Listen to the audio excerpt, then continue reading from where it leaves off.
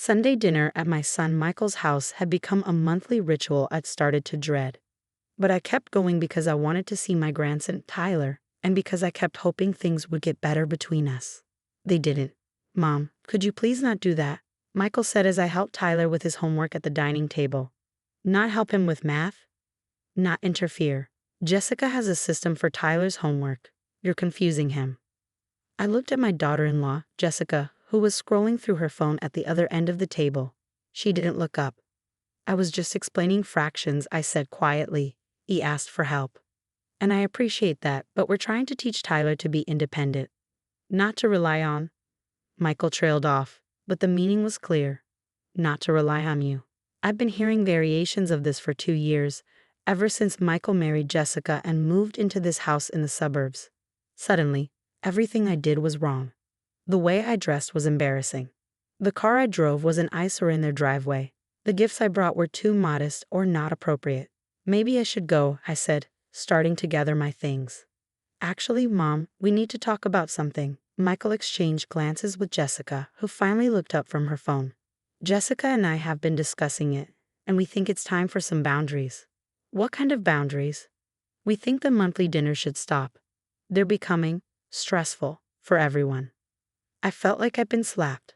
"Tyler, honey, why don't you go play in your room for a bit?" "But Grandma, I want you to help." "Now, Tyler," Jessica snapped. My grandson left reluctantly, looking back at me with confused eyes. Once he was gone, I turned to Michael. "You're uninviting me from family dinners?" "It's not uninviting. It's just, we need space.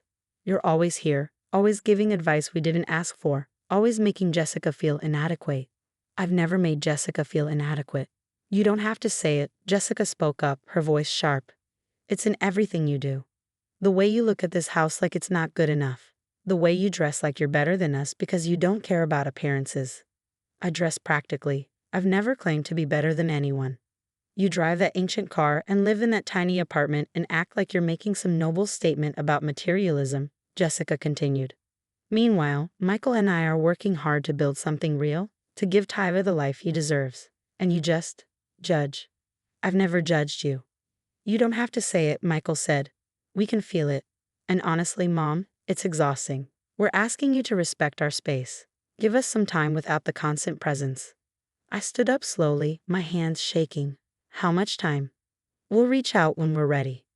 Maybe for Tyler's birthday in a few months." "A few months?" "Michael, I'm your mother. Tyler's my only grandchild. And he'll still be your grandchild in a few months. This isn't permanent. We just need a break." I looked at Jessica, whose face showed no sympathy. I looked at Michael, who couldn't quite meet my eyes. And I realized they'd already made this decision. This wasn't a discussion. It was a dismissal. "I see," I said quietly, "then I'll go." "Mom, don't be dramatic." "I'm not being dramatic. You've asked me to leave, so I'm leaving." I picked up my purse, the worn leather bag Michael had once called embarrassing, and walked to the door. "We'll call you," Michael said, sounding relieved that I wasn't fighting. "Of course you will." I drove home in my 15-year-old Honda, the car Jessica had once suggested I replace for safety reasons, but really because it looked bad parked in their driveway next to their matching BMWs. When I got to my apartment, the tiny one-bedroom downtown that I'd lived in for 12 years, I sat in the dark for a long time. Then I picked up my phone and made a call. "Catherine, it's Helen. We need to talk about Jessica Morrison's performance review." Catherine Wells had been my CEO at Cornerstone Technologies for 8 years. I'd hired her myself when I founded the company 15 years ago, back when it was just me and 3 programmers working out of a garage. Now, Cornerstone Technologies employed 847 people and generated $400 million in annual revenue. And I owned it all, 100% private ownership, no shareholders, no partners, just me. My son didn't know. Jessica certainly didn't know. Nobody knew except my lawyer, my accountant, and my leadership team. I preferred it that way. I'd built Cornerstone quietly, lived modestly, and kept my wealth private, because I'd learned early in life that people treat you differently when they know you have money. They want things. They expect things. They judge you for how you spend, or don't spend.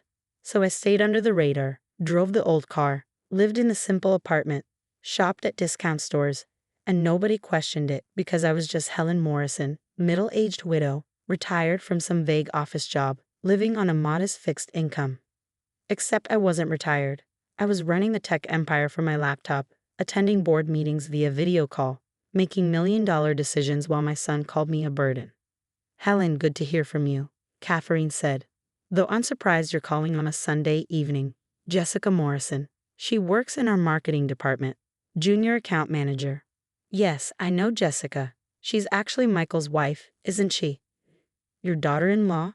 She is, and that relationship needs to stop influencing her employment status. Silence on the other end. What are you saying? I'm saying I want an honest performance review. No special treatment because she's family. No protection because of our relationship. Just the facts. Helen, are you sure? Because the facts aren't great. Tell me. Catherine sighed. Jessica's been with us for 2 years. Her performance has been consistently below expectations. She misses deadlines, her client relationships are poor, and she's been involved in 3 separate HR complaints about workplace behavior. We've kept her on because she's your daughter-in-law. And if she wasn't, she'd have been terminated 6 months ago. I closed my eyes. Then terminate her. Tomorrow morning. Standard severance package, professional separation, no hard feelings. But she needs to go. Helen, this will cause problems with Michael. Michael just kicked me out of his house and told me to stay away for a few months. I don't think our relationship can get much worse. Another pause. He doesn't know, does he? About Cornerstone? No, and I'd like to keep it that way for now. Understood. I'll handle Jessica's termination first thing tomorrow morning, 9 a.m. Thank you, Catherine. Helen, can I ask you something? Why now? You've tolerated a lot from them over the years. Why is this the breaking point? I thought about Michael's face when he told me to leave, about Jessica's contempt, about my grandson looking confused and sad, because I'm done being treated like I'm worthless by people who have no idea what I'm worth. Monday morning, I was having coffee in my apartment when my phone rang. Michael. Mom, what did you do? Good morning, Michael. How are you?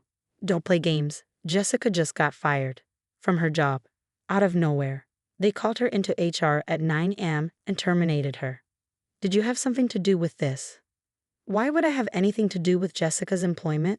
Because it's too much of a coincidence. We kicked you out yesterday, and today Jessica loses her job? What did you do? Call her boss? Make some complaint? I didn't call Jessica's boss or make any complaints. I have no relationship with Cornerstone Technologies. That was technically true. I didn't have a relationship with Cornerstone. I owned it. Then how do you explain the timing? Perhaps Jessica was simply fired for performance issues. It happens. Performance issues. Jessica is excellent at her job. Everyone loves her. I sipped my coffee. If everyone loved her, they probably wouldn't have fired her. This is your fault. I don't know how, but I know it is. You're punishing us for setting boundaries. Michael, you're being paranoid. I have no power over Jessica's employment. I'm just a retired woman living on a fixed income, remember? What could I possibly have done? He sputtered, clearly frustrated. This isn't over. Jessica's lawyer is already looking into wrongful termination when they find out you're involved. There's nothing to find, Michael. But please do have her lawyer investigate. I'm sure Cornerstone Technologies' legal team will be very thorough in demonstrating that Jessica's termination was entirely performance-based. I could hear Jessica shouting in the background, "Let me talk to her." No, Michael said, but the phone was already being snatched away. You bitter old woman, Jessica hissed. You couldn't stand to see us happy, so you sabotaged me. But you made a mistake. We'll sue. We'll take everything you have. Jessica, I have a 15-year-old Honda and a 1-bedroom apartment. What exactly will you take? Your dignity, your relationship with your son, your grandson. You'll never see Tyler again after this. Something in my chest tightened. Is Michael agreeing to that? Michael does what I tell him. And I'm telling him you're toxic. You're out of our lives, forever. The line went dead. I sat there for a long moment, staring at my phone. Then I made another call. Catherine, it's Helen. I need you to send me Jessica's complete personnel file. Every performance review, every HR complaint, every documented issue. I want it by the end of the day. Already ahead of you. I'll email it within an hour. Helen, are you okay? I'm fine, just preparing for the fight they're about to start. The lawsuit came 3 days later.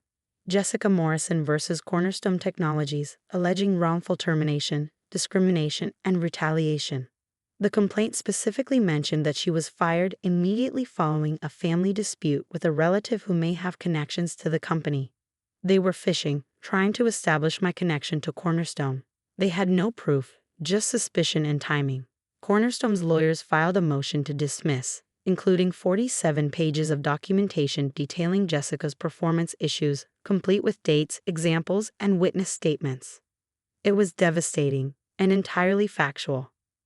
But Michael and Jessica didn't give up.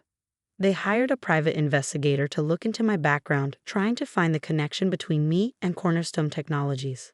They wouldn't find it. My ownership was buried under layers of holding companies and trusts.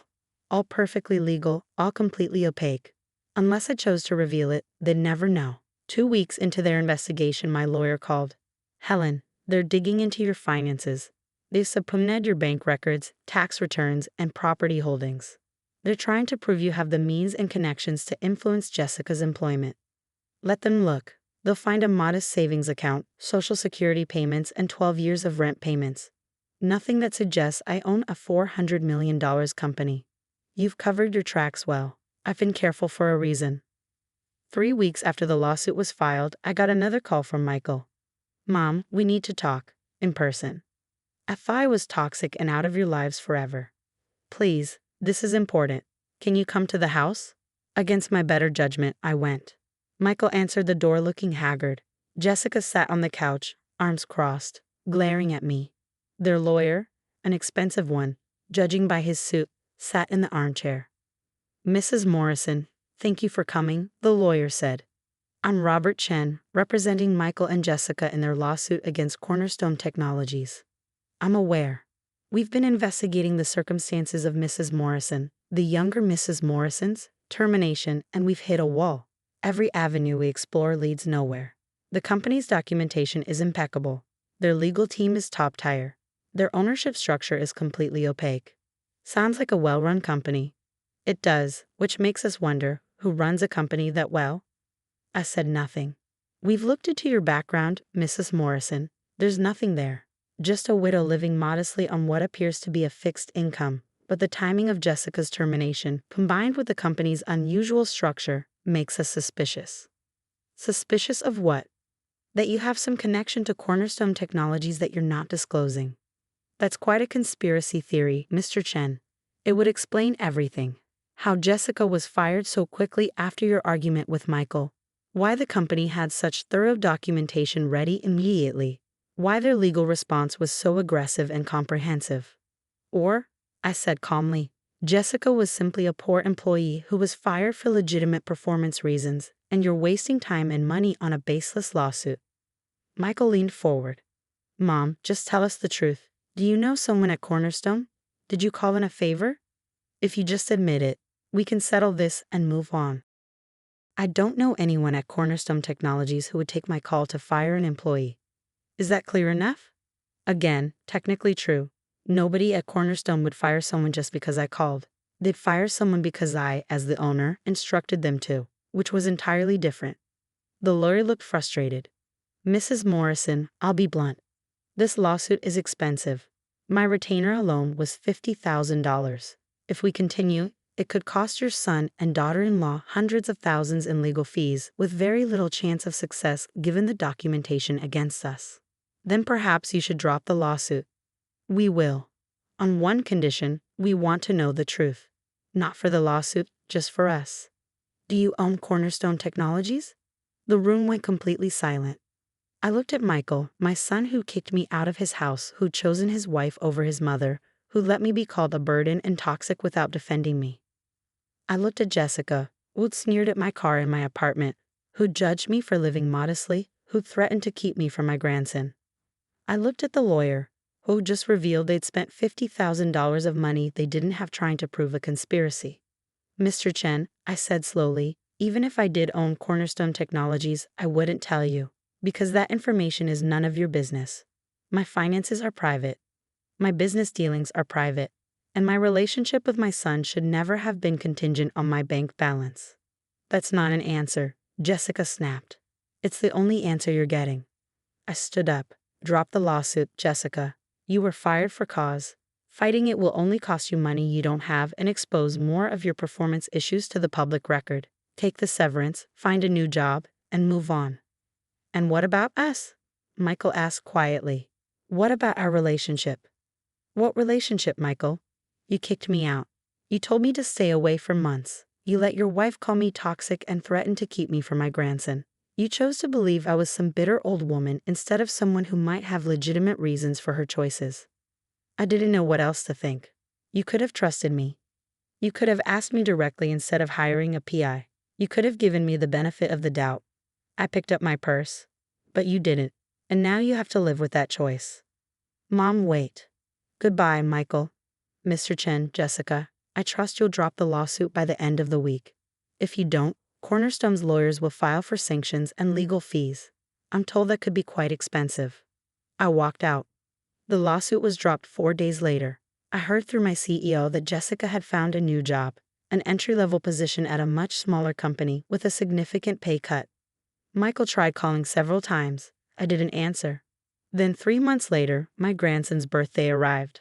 I received an invitation, a simple card in the mail, addressed in Tyler's handwriting. Dear Grandma, please come to my birthday party. I miss you. Love, Tyler. I called Michael. He can write, he said. He wrote that himself. Asked me to mail it every day for 2 weeks until I finally did. And Jessica? Jessica and I are working through some things. The job loss was hard. The lawsuit was expensive. We're in therapy. Good. Mom, I know I screwed up. I know I chose wrong. I didn't understand. I still don't really. But Tyler misses you. And I miss you. Can you come to the party, please? I thought about it. About my grandson, who'd done nothing wrong, and about my son, who'd made mistakes but was trying to acknowledge them. I'll come. But Michael, things can't go back to how they were. I know. And I have something to tell you. Something I should have told you years ago. What? Not over the phone. At the party. We'll talk after Tyler opens his presents. Tyler's birthday party was small, just family and a few school friends. Jessica was polite but cold. Michael was nervous. Tyler was thrilled to see me. After cake, after presents, after the other guests left, Michael, Jessica, and I sat in their living room. You wanted to tell me something, Michael said. I do. I pulled out a folder from my bag. This is the ownership structure of Cornerstone Technologies, the company Jessica worked for, the company that fired her. Michael opened it. His eyes went wide as he read. This says it's owned by Morrison Holdings, which is owned by... Mom, this is your name. Yes. You own Cornerstone? I founded it 15 years ago. Built it from nothing. It's worth approximately $400 million, last valuation. Jessica had gone completely white. 400 million? Michael whispered. Give or take. The tech sector fluctuates. But you live in that apartment. Drive that car. You dress like someone who doesn't need to prove her worth through possessions. Yes. I live modestly because I choose to. Because I built my company on the principle that value isn't about display. It's about substance. All this time, Michael said, you were rich. You were successful. You were everything Jessica accused you of not being. And you never told us. I didn't tell you because I wanted you to value me for who I am, not what I have. I wanted a relationship based on love, not money, and I wanted to see if you'd respect me even when you thought I had nothing. And we didn't, Michael said softly. We treated you like you were worthless. Yes, you did. Jessica finally found her voice. You fired me, your own daughter-in-law. You destroyed my career because your feelings were hurt. I fired you because you were a poor employee who'd been protected long enough. The fact that you just called me a burden and threatened to keep me from my grandson influenced the timing, I'll admit, but the cause was entirely your performance. You're vindictive. I'm done being disrespected by people who should know better. I looked at Michael. I came today because Tyler asked me to. Because he's an innocent child who loves his grandmother. But moving forward, things will be different. Different how? I won't hide anymore. You know the truth now. You know what I've built. What I'm worth. What I'm capable of. And you'll have to decide if you can have a relationship with me knowing that your assumptions were completely wrong. Michael was quiet for a long time. Then he said softly, Mom, I'm sorry. I'm so sorry for everything. for not trusting you, for choosing Jessica's narrative over giving you the benefit of the doubt, for kicking you out, for all of it. And Jessica? I looked at my daughter-in-law. She looked away. I can't believe you let me humiliate myself. Let me talk about your tiny apartment and your old car when you were worth hundreds of millions. I didn't let you do anything, Jessica. You chose to judge. You chose to mock. You chose to assume that wealth was the only measure of worth. Those were your choices, not mine. So what now? You hold this over our heads forever. No, now you decide who you want to be, someone who values people for their character, or someone who values them for their bank balance. I stood up. I'll leave you two to think about it. Michael, I'll call you next week. We can have dinner, just us, and talk about moving forward. What about Jessica? Jessica needs to decide if she can respect me, really respect me. Not because I own a company, but because I'm your mother and Tyler's grandmother. Until she can do that, I don't think we have much to say to each other. I hugged Tyler goodbye and left. 3 weeks later, Jessica requested a meeting. We met at a coffee shop, neutral ground.